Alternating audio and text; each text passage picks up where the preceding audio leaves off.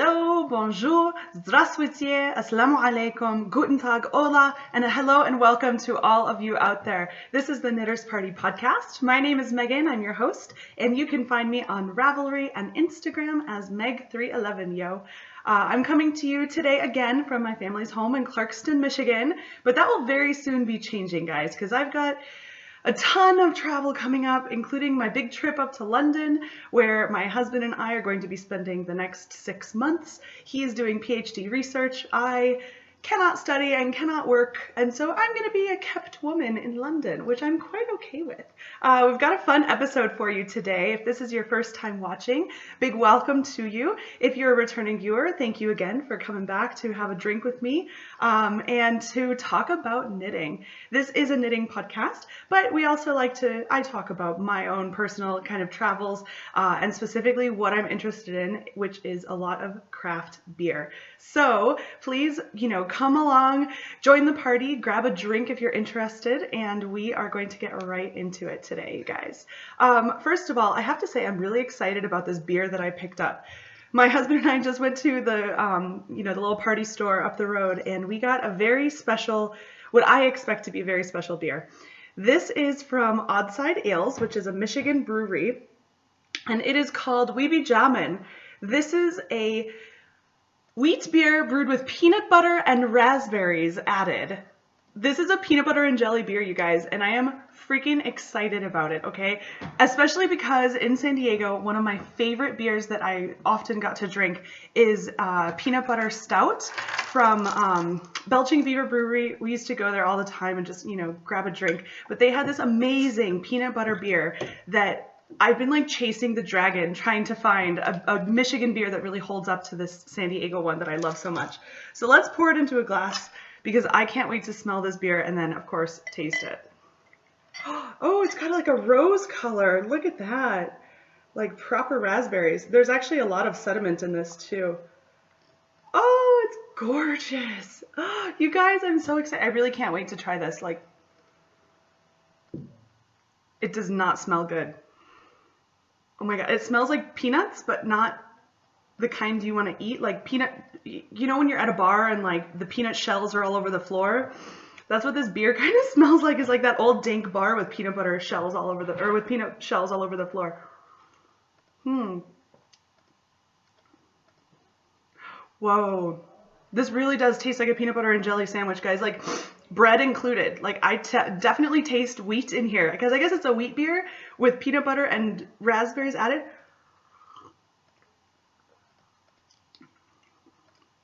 Oh my God. This knitter approves. This is really good. Holy moly. Again, that's Oddside Ales PBandJ. I'm so happy this only came in a 6-pack because I was looking for a single bottle of this I want to try it. I don't know if I'll like it. But now that I know that I do like it, I'm going to drink all 6 at some point. Not today, not necessarily today. Definitely not all today. But at some point, I will be drinking 6 of these. So I am quite happy. I'm drinking this out of my brother-in-law's beer mug from the Northville Brewery, Northville, Michigan.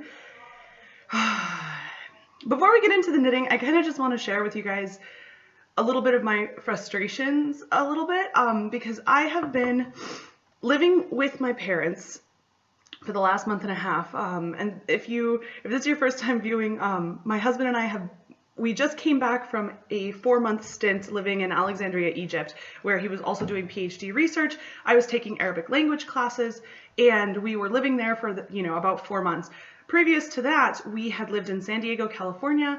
We were both fully employed. I was working for the University of California. Paul was a student at University of California, San Diego. And so we were, living there for about 3 years we lived in San Diego. And we moved to Egypt. We came back to the US to spend a little bit of time here before we were moving to London for more PhD research on February 15th, 2016 this year. So I have had this month and a half period where I'm living with my parents again. Mind you, my husband and I have been married for 5 years. We are fiercely independent, and it is quite difficult to live under mom and dad's roof again. That said, they have been so nice and very gracious. It's just, two married couples living together. It's so weird. I don't love it. So anyway, I'm just dying to get out, and I'm not feeling super well today, so I'm really excited to have this beer.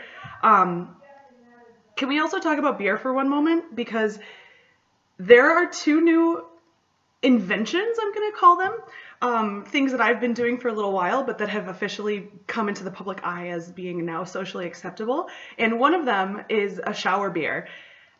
Everyone on my social media accounts have been tagging my name for this, shower beer thing. Basically, a brewery in Denmark has now made a beer that is specifically to be drank while in the shower. Now, I drink shower beers occasionally, like sometimes, like often. And so for me, I don't discriminate. Every beer has the potential to be a shower beer. It doesn't have to be a special brew. But there's apparently this new, small bottle. It's a 10% alcohol beer, which is very high alcohol content, but it's meant to be drank in the shower. I think it's only available in Europe currently, but I'm about to be in Europe, so if I can get my hands on some shower beer, I'll let you guys know how it is. The second thing that I'm really excited that has beer in it is in Germany, they've just opened a new yoga studio that does beer yoga. And now, I personally do yoga. I am by no means a yogi, but, that's sort of one of my preferred methods of exercise. I just like yoga. I think it's nice. I like being sort of in touch with myself. It makes me feel aware. But I've never done yoga while drinking beer, but now I feel like I should be doing this because the Germans are doing it. And they have a lot of great ideas this time around. Like, Germans invented BMW, and that's a pretty good car company. Anyway, I'm just excited because there is some fun beer stuff on the horizon. So I'm going to definitely see if I can get my hands on the shower beer from Denmark, and I will definitely be taking a beer yoga class if I can ever find one while I'm in Europe. So cheers to that. Let's talk about knitting, shall we? Because I've had a really fun week of knitting. I have 4 finished objects. Sort of. One's like a half object, whatever. But I have 3 other finished objects and not too much on my needles right now. But I'm really excited because all this stuff is things that I didn't even have in the works when my last podcast was filmed.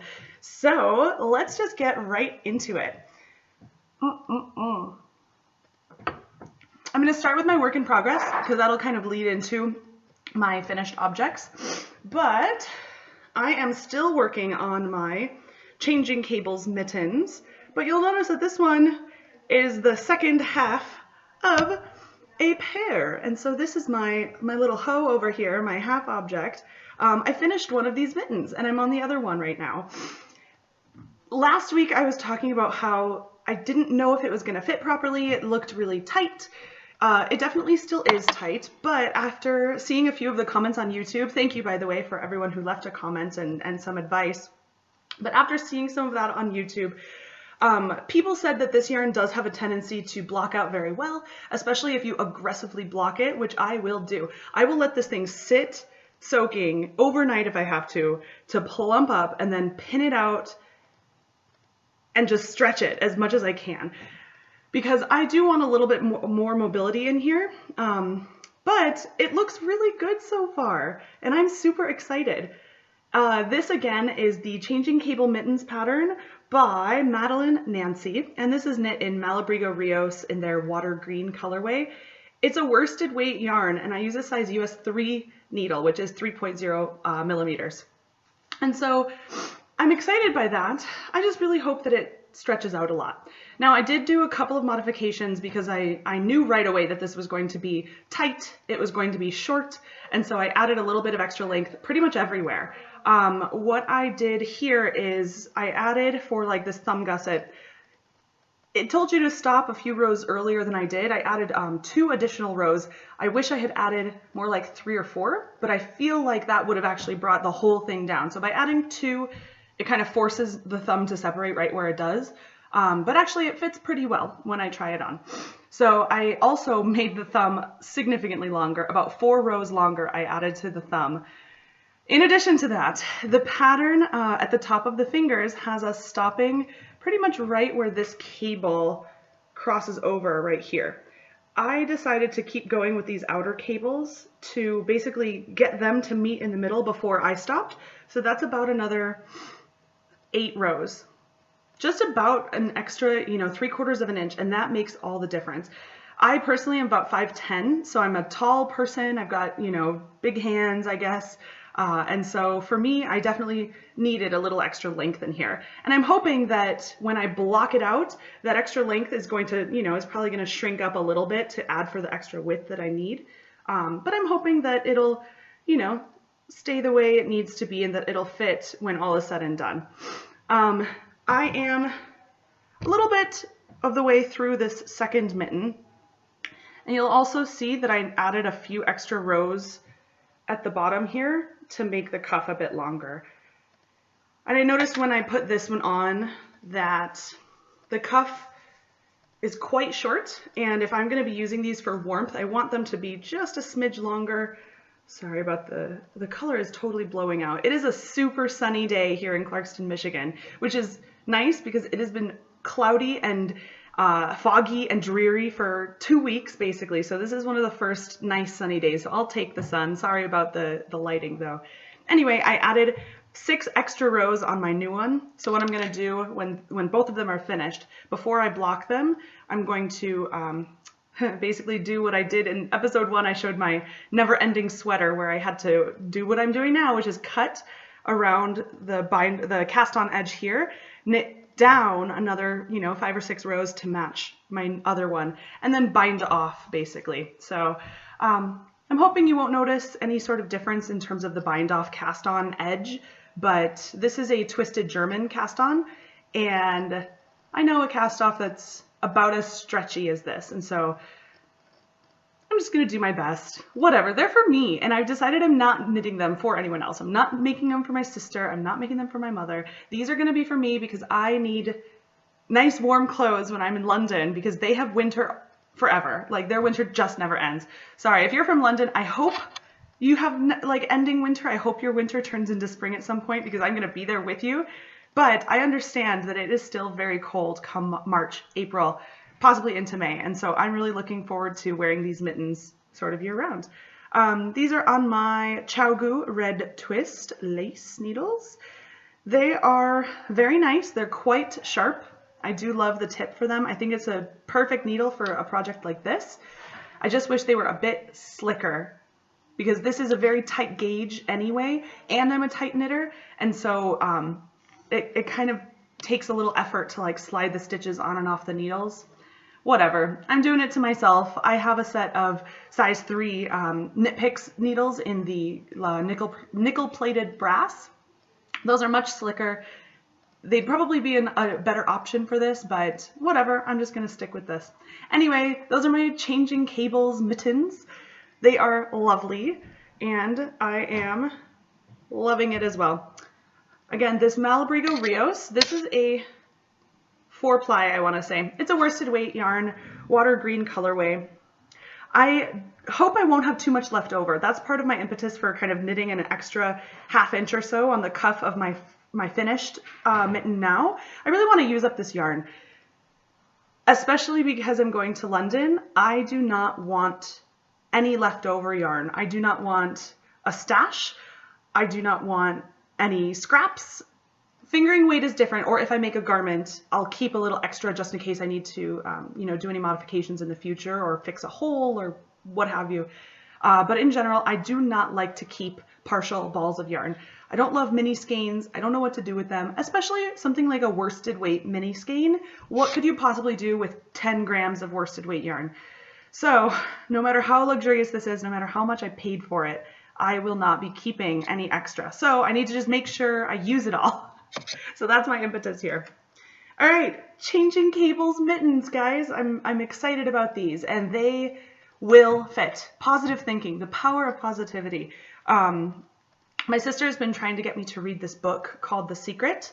I'm sure many of you have probably heard about it.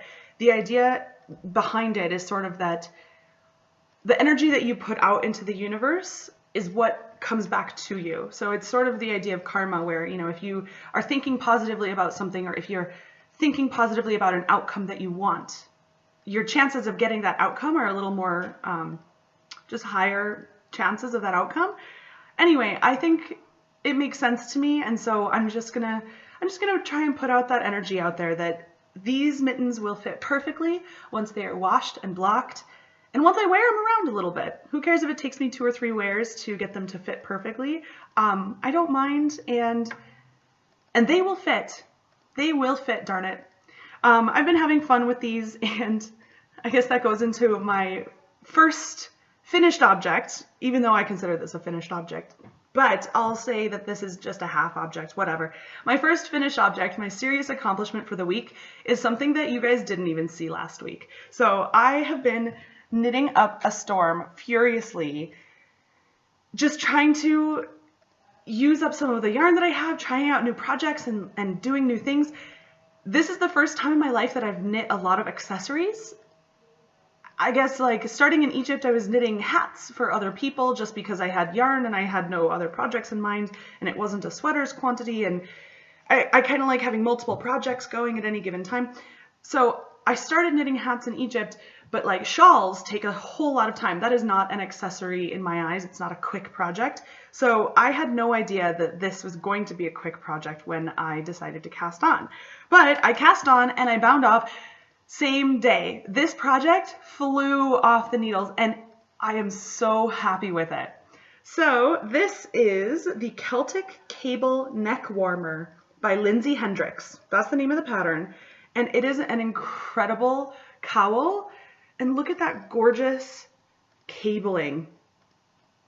Oh my God, I had so much fun knitting this, you guys. It was easy and fun, and there's a cable every second row, you know, so every other row you're cabling. There was never a dull moment. I can't tell you how much I love this. I loved it so much I'm about to cast on a second one if I can't find another project to use with my leftover yarn, but I'm going to be talking about this. So this is the Celtic Cabled Neck Warmer by Lindsay Hendricks, like I mentioned before, and this is a cowl. This is knit out of Malabrigo Rios in the Purple Mystery colorway. It's basically the sister yarn to the Malabrigo Rios that I was using for the mittens just a second ago. And these are the yarns that I purchased at River City Yarns in Edmonton, Alberta, Canada when I was there for vacation a few weeks ago. I think I like these almost better than I like the mittens so far. But I think they're going to go really well together. So the idea was that I have a hat that's knit out of just a totally different yarn, but in sort of these blues, these dark blues, indigos, colorways. And I wanted a matching set. So a hat, a scarf or a cowl or something around my neck, and then mittens, all that looked nice. And so it seems like the main theme is cables. And guys, don't they look so good together? I'm gonna put the cowl on in a minute, but it is so hot. It's a really warm cowl knit out of worsted weight yarn. It is incredibly warm, but oh my God, you guys, I can't even. So there are 2 different ways to wear this. So I'm going to show you both ways. The first way to wear it is to, is to cross this side completely over and then to button up. And I just bought these buttons at Michael's. They're not special. They were $1.99 for 2, and I had a coupon. I walked out of the store with like $4 worth of buttons. But this is the first way to wear it. And I really like this way. It's very tight, again, well, it's close against the neck. It's not tight at all. It fits perfectly. But this is going to be sort of the warmer way to wear it. So you can wear it off to the side. Like, I'd probably wear it to the side rather than right in the middle, just because like I want the cables to show more than the buttons. The buttons are nice. I think they go well with the yarn. But I don't need to have I didn't knit the buttons. I knit the cable, like I knit all the yarn, so I don't want to show off these, you know, plastic buttons for $1.99. Anyway, totally off topic here, but this is really warm. That's the first way to wear it. The next way to wear it, and I only discovered this when I looked at the pattern pages on Ravelry, that other people had been basically turning it the other way, where you put this at the top of the buttons instead of having the buttons sort of at the bottom, so that it's really close to the neck. You can do it this way to where it's a little looser, but you also get to see sort of the inside of this, you know, end of the neck warmer. I don't think I like this one as much. It is a lot looser against the neck.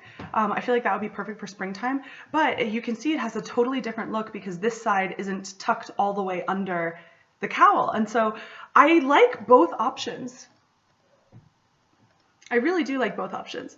I'll just have to see which one strikes my fancy in the moment. Or if it's like a cool day but not frigid cold, I feel like I can do this. It kind of opens up a little bit. You know, I've got some breathability, whereas the other one is a true cowl. That's going to keep me warm in the snow. But I just had a blast knitting this, seriously. And I've got so much yarn left over, I could make an entire second one. This literally took half a skein of yarn. This was 100 grams. Okay, disclaimer, I did not weigh the ball when I first had it, so I don't know the actual original weight. But I asked my mom, I said, Mom, do you have a kitchen scale? She kind of gets all flustered and she's like, oh no, I don't know. I have one, but I think it needs new batteries. You know, your sister gave it to me years ago and I've never used it. And it's under the pot holders in the drawer. And I was like, okay, let me just pull it out. I pull it out. This thing is brand new, never been used, and it has working batteries. So I'm like, okay, I'm going to weigh my yarn now. And my dad comes up from downstairs and he's like, are you weighing your yarn? And I was like, yeah, Dad, like, I just want to see how much I have left. And he's like, well, how much do you have left? Like, trying to test me and stuff. And I was like, well, considering there was about 200 and how many yards on here? There was 210 yards before, supposedly in 100 grams, and I had 48 grams left. I was like, there's like roughly 105 yards in here. Like, that's a lot of yarn. I could use a lot of that, you know? And he's like, well, okay. And he, you know, kind of had no idea that you could estimate yarn length based on the weight. I don't know. I just got a kitchen scale for myself a few years back because I wanted to be weighing yarn, and it really does make a huge difference because I look at a cake of yarn like this, and it's easy to forget how big it was when you first wound it up. I mean, who knows, right? So having a kitchen scale would be really nice. I guess I could have weighed this after I knit it, but before I added the buttons, but I forgot. Oh well. This is just such a fun project. I highly recommend it, guys. I think it's free on Ravelry. I don't remember.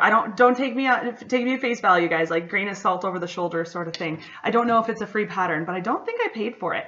Either way, it should be a paid pattern because this is incredible. Shockingly, I did not mess up the cables once. I did not even have to unknit anything. But I just did this in one sitting. This took me about 4 to 4.5 hours of knitting just on one day. And that's not even the only thing I knit on this one day. I just cast on, bound off, blocked it. Yes, so about my blocking, here's what I do with luxury yarns, specifically something with a very dark dye that I want to keep that, I want to keep the depth of the yarn. I want to keep the colors fresh. So how do you keep your colors fresh? I've heard of two different options. I've heard of a citric acid bath and I've heard of a vinegar bath. Considering I have no idea where to buy citric acid, I prefer to use a white vinegar bath. So what I did with my finished cowl, once I bound off, I put this in a, just like a basin, like a bowl with lukewarm water and about 3/4 of a cup to 1 cup of vinegar, white vinegar. And so I usually do like a 4-to-1 rule. So I'll do 1 cup of vinegar for 4 cups of water. I totally eyeball it. That's just really me guesstimating. But I let this soak for about 45 minutes in this vinegar bath. And I sort of rinsed it out, totally fine. What I did after that is I rinsed this in a wool wash, same sort of thing, like, you know, water enough to cover it, a little bit of wool wash, and I used Kookaburra, nothing fancy. I bought it on Knit Picks. And so when I went to soak this again so that it wouldn't smell like a pickle, a lot of the color bled out. And so I was really happy that I did a vinegar bath because I can only imagine how much more dye would have leaked out had I not soaked it in vinegar first, because this is still pretty vibrant. I would say it's very close to the original color. Like you wouldn't even be able to tell that it bled at all. And it was just a little bit, but this water was purple. It was a purple water when I, finished rinsing after the wool wash. So that's how I do it, and I highly recommend it. I pretty much do that for any hand-dyed yarn, any wool yarn, any luxury yarn, really. I do it for non-wool items too. But I understand that sort of, again, this is my knowledge of yarn dyeing. Like, if you're a yarn dyer, please let me know if I should be using citric acid or vinegar. I just heard this on different, I don't even remember where, like what venue I learned how to use a vinegar bath. I've just been doing it ever since, and I think it helps my knits. I've never had a problem with my yarn like coming apart. So this is how I do it. Definitely look into this. Check your sources first, because I am not doing it for you, I guess. Anyway, I just heard that basically with an acid dye, which pretty much all wool yarns are dyed with acid dyes unless it says otherwise, I understand that the vinegar or citric acid will help the color stay in the fibers of the wool. So when a dyer initially dyes this yarn, they're going to heat set it. So either they're going to wrap it in like saran wrap and microwave it, or they boil it, like you'll see of yarn dyers, you know, dipping their yarn in like hot dye solutions basically to help set the color. That's sort of the first process by which they dye yarn. And then at home, a consumer will be able to, you know, soak it in vinegar, and that helps to keep the color last longer. It's never failed me, and I've had a lot of yarns kind of rub off on my fingers. Maybe next time I'll, again, with that never-ending sweater, episode 1, my never-ending sweater. I knit this sweater and I reknit so many aspects of it. It took me forever, but it is now perfect. But I definitely had to do a vinegar wash for that yarn as well. And I noticed it a lot because my, when I was knitting for several hours at a time, my fingers would turn green from the dye on the wool. And so if it's coming off on my fingers when I'm just knitting it, it's definitely either going to come off on my skin when I wear it, which I don't want to be green.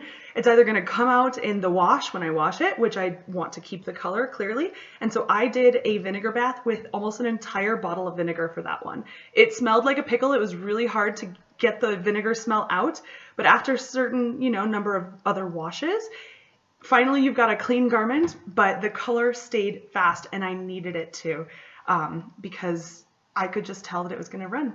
So anyway, I'm probably not going to wash this often just because it's a cowl. I mean, I'm not going to be wearing it every day, or if I do, I know how to wash it. So, but I really want to keep that color because I just find that gorgeous. Here they are together. I love cables, you guys. I go through these little stints where I'm like, oh, it's all lace. Oh, it's all cables. Oh, I'm all like just stockinette or whatever. I go through these phases, and I've definitely been on a cable phase. So anyway, that is my second finished object after my first finished object. And now I want to go into this other section that I've been really happy about. You know that I'm interested in knitting for charity. I just knit so much. I personally don't want to have any leftover yarns. I don't like having a stash, at least right now, again, because I am moving to London, after which I am moving to Egypt, after which I am moving maybe to San Diego, but possibly to Toronto. I mean, I just am in a point in my life where I cannot be carrying boxes of yarn around with me, right? So I am just trying to knit my stash and knit all the yarn or give it away or sell it or just not have leftover yarn. I really cannot do it right now. And so I have been looking at knitting for charity a little bit more. It's a great way to use up your stash yarn. Things that they need are usually accessories, so they're very quick knits, and it just feels good to sort of give back. I personally am a sucker for like social services. I'm the person who will give all my money to the homeless man on the corner by the highway. I mean, it really pulls at my heartstrings to see people in bad situations, in tough situations, who maybe aren't able to get the resources they need to help them out of these situations. It just really breaks my heart.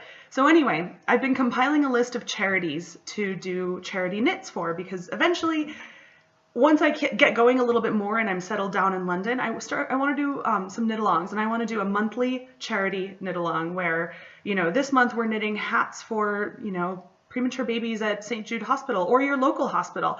Just kind of get people involved with their own communities, get people involved knitting a single thing a month for charity. At the end of the year, that's 12 things you've donated, and that's pretty cool.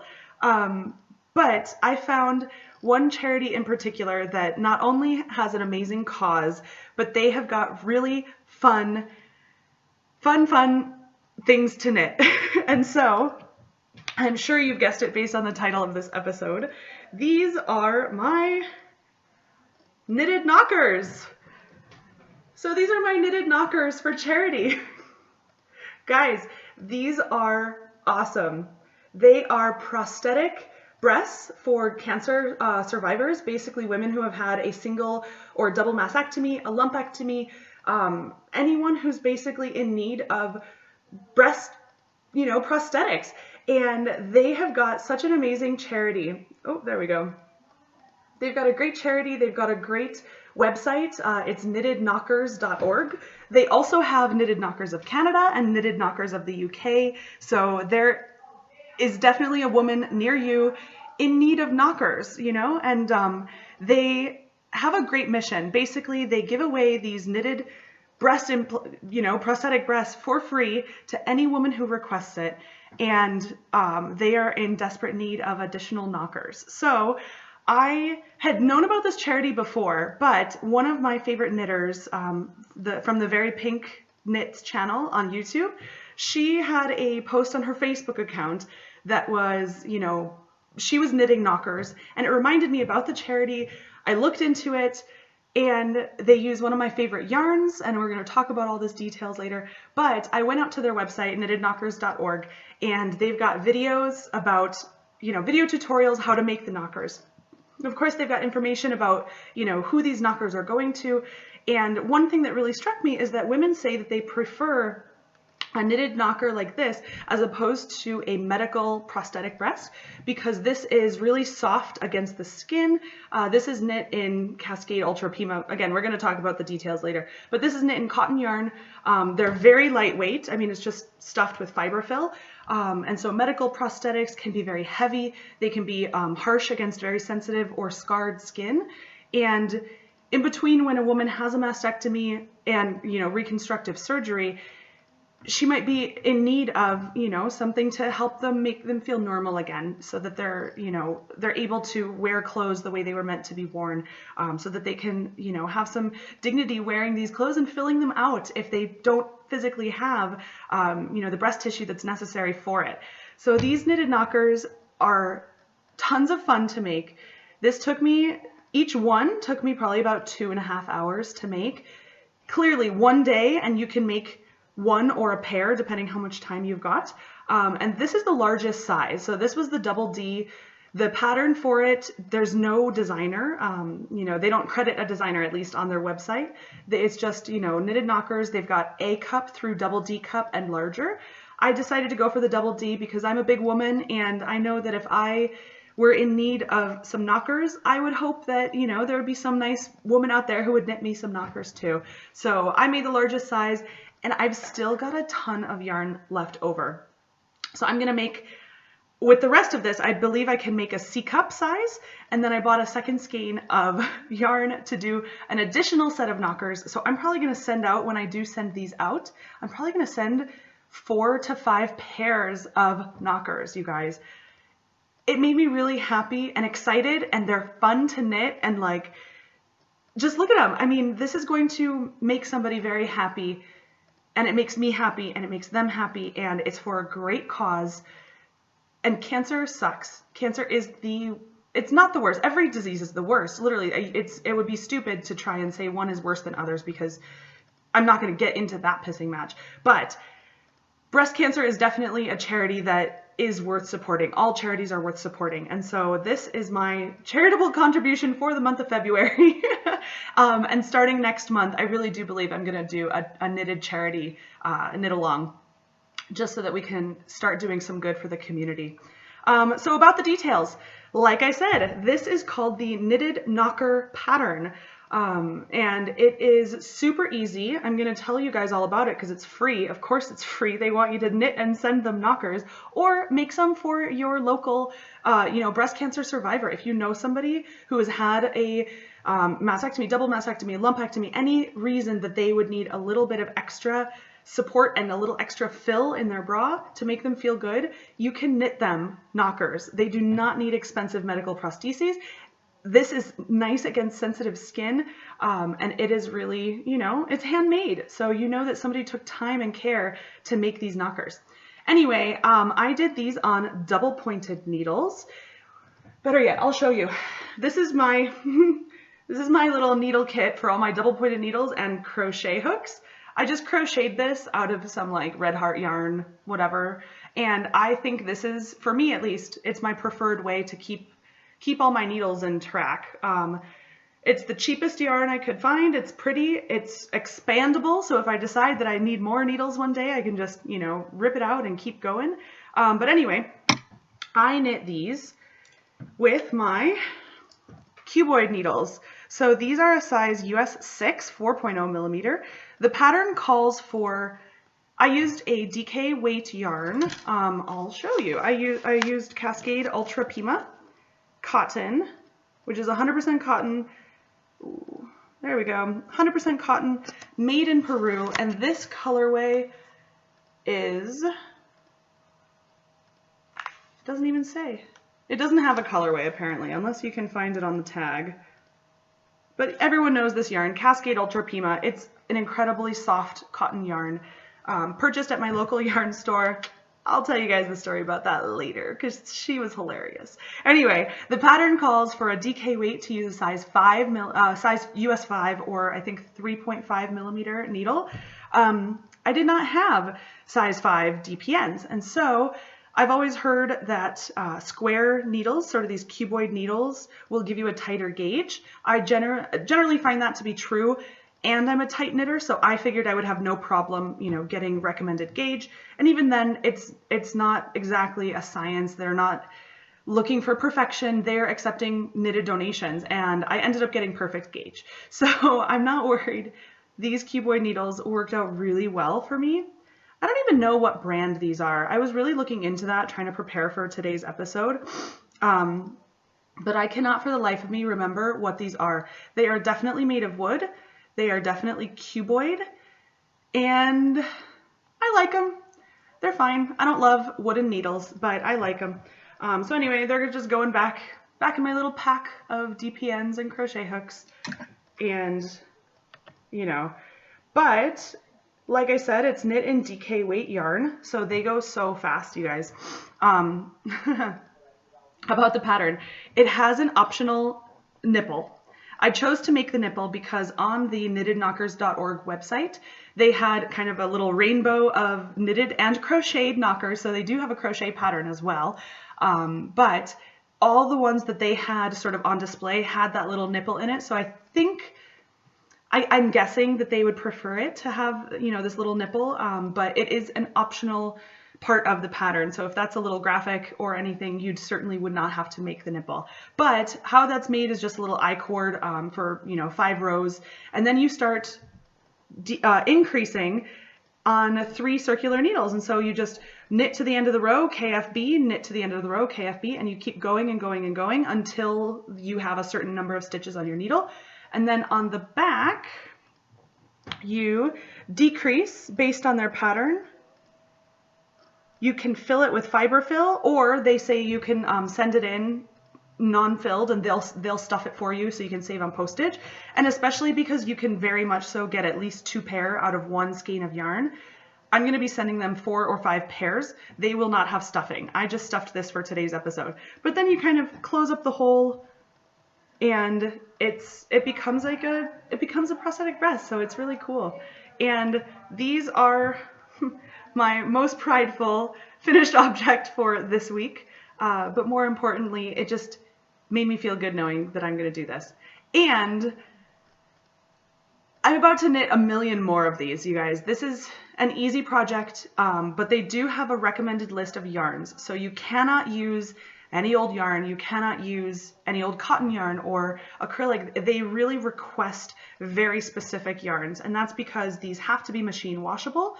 It has to be soft enough to be held against, you know, scar tissue or just against the skin in general. It has to be lightweight and breathable, so no wool. They have very specific guidelines, but I think it is within reason. There is certainly a list of, I think, 20 different brands of yarn that you can use. I chose Cascade Ultra Pima because this is like my go-to cotton yarn. I love this. I love a DK weight yarn in general. I knit an entire cardigan out of this. I've knit several hats out of this. I love Cascade Pima cotton.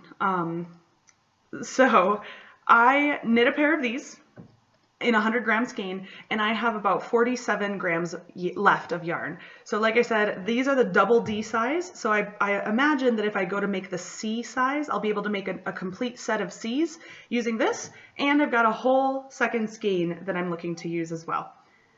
So where did I get this yarn? How did I buy it? I need a sip of the beer for this. Man, that peanut butter beer, that is just killer. So good.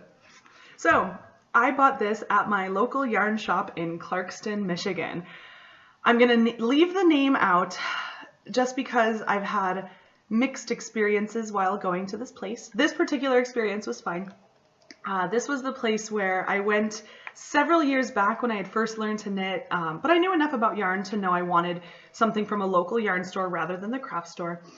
And I was probably about 16 years old, and I went in there, and you know, the lady kind of comes up to me and asks, "Do you even knit?" And I just found it very condescending. And it's like, I'm a patron of your store. Like, don't make me feel bad for trying to buy your yarn. Like, I'm trying to support your business here. Don't make any, don't make any intonations. Don't infer that I don't know how to knit just because I'm young. Anyway, that made me upset. That was, like 10 years ago. So I go back in there. And mind you, this yarn shop also has very strange hours, like closed Sunday, Monday, open 12 to 3 on Tuesday, Wednesday and Thursday 12 to 8, Friday she's open till like 4. It's like different hours for different days, and it's kind of a pain in the butt. Like every time I've driven past the store, it's closed. Every time I like want to go in there, it's closed. And so I checked this. I knew that I needed yarn. I knew that I needed high quality yarn because I knew that I wanted to use this Cascade Ultra Pima, which is not available at my local craft store, Michael's or Joanne Fabrics. So I checked the hours and I made a special trip just to go to this yarn store.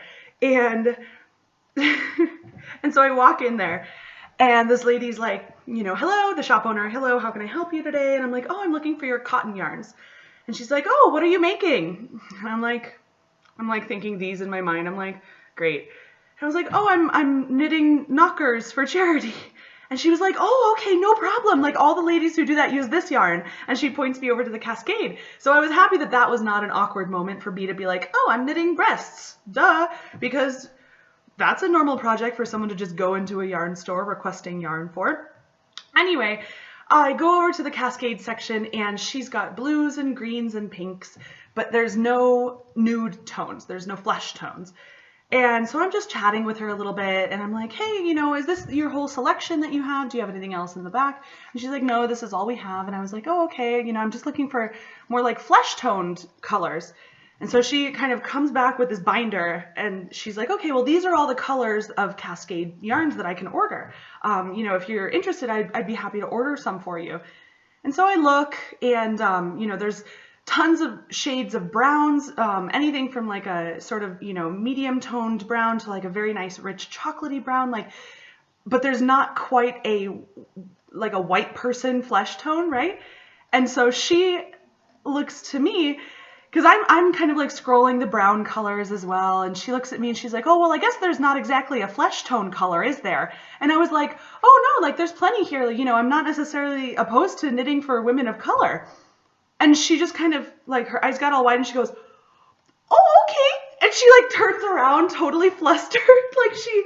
she was completely taken aback that I would be willing or wanting to knit knockers for potentially like women who don't share my skin tone. And I was like, "Yeah, like these colors are totally flesh toned, like just not my flesh, but they are definitely flesh toned colors." And so anyway, I just thought that was really funny because Clarkston, Michigan is a very, how do I say this politically correctly? It is not a very diverse community. I grew up a little in a different neighborhood that is, much more diverse. At my high school, we had literally people from all over the world. We had a large population of Middle Eastern students, a large population of Jewish students. We had tons of students, who are from Asian descent, lots of white people, of course. I was in a very mixed community. And so for my family to move up to Clarkston and for this woman to be taken aback when I asked about potentially buying, brown colored yarn, it was just shocking to me. and funny, but kind of in like a sad way, where I was like, okay, this lady thinks I'm insane, like for wanting to make brown knockers for women, breast cancer survivors. Like, I can make some brown knockers. Anyway, I walked out of the store with green because she did not have peach or brown or any sort of flesh toned color, literally nothing. So it was this color, cherry green, which I got. Oh, I wish it were a little nicer. It's just a very nice, cheerful spring green. They had this sort of sage green that was really beautiful as well, and I was contemplating between the sage green and this like spring green color, and I decided on this one because this is like a color I think everyone can like, and it's happy, it's cheerful, it's a fun color, and I figured that a sage color could be seen as more, I don't know, like maybe an acquired color taste, and so I just figured everyone would like this color better. So luckily, Knitted Knockers does not discriminate. They say we need knockers of every color, you know, shape, size, like we need it all. Like just send it our way. Don't think about the details. Don't worry about it. Like we're just in it to, you know, send these out to women who are requesting them. So that's that. My knitted knockers for charity. And I posted this on my Facebook too, and I got 1 million likes. It was really so cool because you never know. You just never know what people are willing to support with their money or their time or their resources. I mean, there's a million ways to give. It does not have to be financial. I paid $9.50 per skein of this yarn at the local yarn shop. It's available for the same price on other websites as well, but I just knew that I needed to knit some knockers and send them off before I go to London. So again, check out the charity if you're interested. I'll post a link in my Ravelry group as well for the pattern as well as the charity. They have knitted knockers of the USA, knitted knockers of Canada, and they just opened a new chapter sort of thing for the UK, but I don't believe, if you search on Google Knitted Knockers UK, you get their website, but it's not quite called Knitted Knockers, I don't believe. But you can make these on any continent for any woman who might be in need. So keep it in mind. These were fun. It was a cheap project, you know, $10 for a skein of yarn. And again, that was at my local craft shop. You can probably find it for much cheaper online if you know, search different websites. Cascade Ultra Pima, and it was fun. So yeah, I'm gonna make 1 million more of these and send them all out before I go. So that's all the knitting I actually have, but I am doing a little travel coming up, and I have ordered some yarn, which should be coming in the mail very soon. So I'm very excited for potentially what is going to happen on the next episode of, you know, the Knitters Party podcast. But I want to kind of share with you some of my dream knits that I'm interested in making, because right now, all the yarn that I have in my house, literally the only things I can knit with are this leftover. I'm finishing my mittens with this, and I've got a half a skein and another skein of the cotton yarn for Knitted Knockers of Charity. I literally do not have a fresh skein of yarn anywhere in my house. So I have ordered some, and I'm, like I mentioned, I'm interested to, you know, just knit new things. I am hopefully going to be test knitting a hat for my lovely friend Jaden of the Purl Up and Dye podcast, and I ordered some of her hand-dyed yarn as well, and I'm excited to receive that in the mail, but it's coming from Canada, so I understand shipping's a little, you know, slower, but I'm like, you know, seething with anticipation for this yarn because it is gorgeous, and she has this beautiful indigo purple color that is reminiscent of this, but more purple. This is very much like a blue, this is like a true indigo.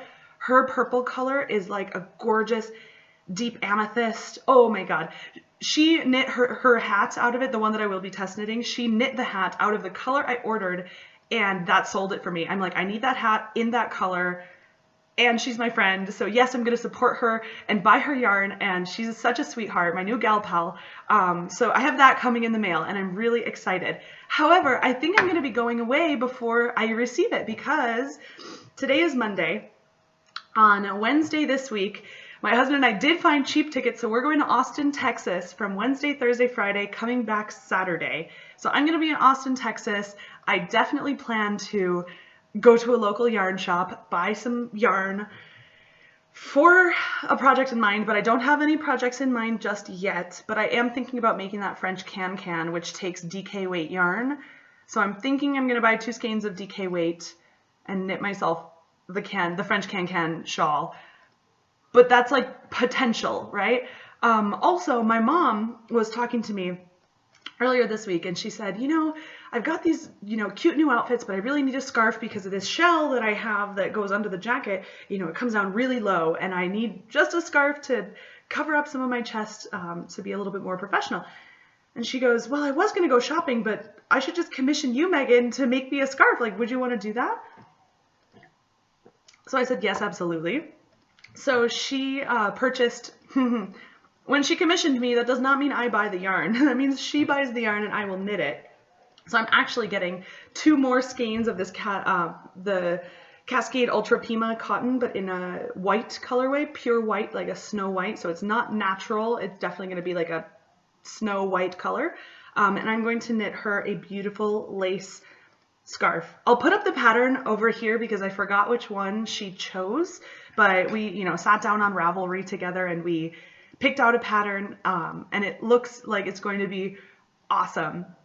The only thing that I need to talk her out of is that she wants fringe at the bottom of this scarf, and I'm sure, well, I don't love fringe. That's not even true. What's funny is number 1 in my queue right now is a Stephen West pattern for the fringed shawl that he has. It's a 3-color fringed shawl, and it is friggin' insanely gorgeous.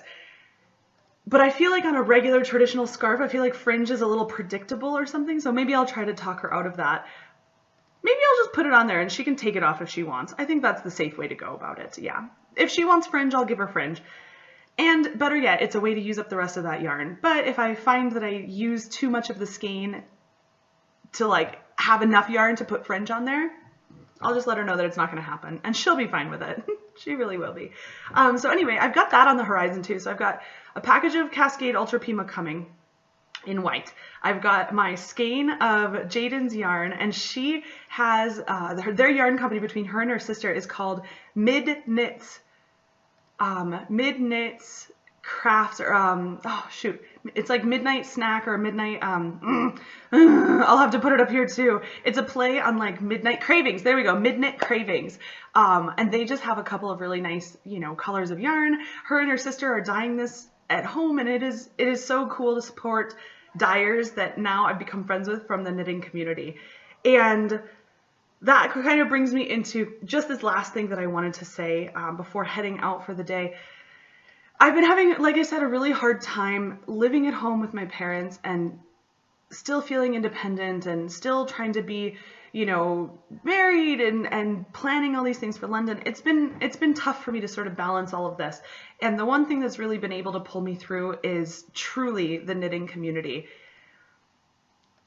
I've had so many people send me very nice messages on Ravelry, even just like asking to be friends in real life. Yes is always the answer. I've had people writing very nice comments on my YouTube videos. They're very encouraging. Thank you. I mean, truly feeling like I'm a part of a community when I am so estranged from my own makes me feel happy. So truly thank you for watching. Thank you for commenting. Thank you for adding me as a friend on Ravelry. It's super cool just to be a part of this community and to have people watch my podcast who I've never met, and it makes me feel like I'm part of something when I otherwise would not be here in Michigan. So truly thank you for just being a viewer, for watching, for commenting, anything that you're doing, for subscribing, who cares? Thank you, thank you, thank you for all of it, because it makes me feel happy when I could very easily be unhappy in our situation. So on that note, I'm going to leave you. I will be in Austin, Texas. I'm not planning to meet up with anybody just because we've got a quick little 3.5 days with the way we fly in and fly out. We basically have like 2 full days and a half. So we're going to just jam pack it full with, friends and food and yarn and all this fun stuff. But I am definitely looking forward to going to London very soon after that and having just a great time while I'm there. So on that note, have a really great day, you guys. Thank you for watching. If you don't mind, please give my video a thumbs up. That helps other people who are watching YouTube podcasts sort of find my video as well. So if that's not too much, give me a thumbs up. Feel free to subscribe if you like. Find me on Instagram and Ravelry as Meg311yo. And let me know if you guys would be interested in a charity knit along for the month of March. I don't know if there would be any prizes. It would really be sort of an independent idea, just knit for charity, and I'm going to make a list of charities, or we could even have like a themed one. So knit for a children's charity, and I can, I can provide pattern ideas, charity ideas, or always donate to your local hospital, donate to your local, like if there's an orphanage where you live, anything like that. Just donate. There's so many creative ways to donate. It does not have to be a specific organization. It can always be a women's shelter. It can always be a hospital. It can always be your local Salvation Army or Goodwill or Purple Heart. It does not have to be specific. It does not have to be knittedknockers.org. But if that's what you want to do, hey, that's what I did too. And it made me feel really good inside. So join me on that. All right. Goodbye. I'm just going to keep rambling if I don't stop now. So I'm going to stop now. See you next time, guys. Take care.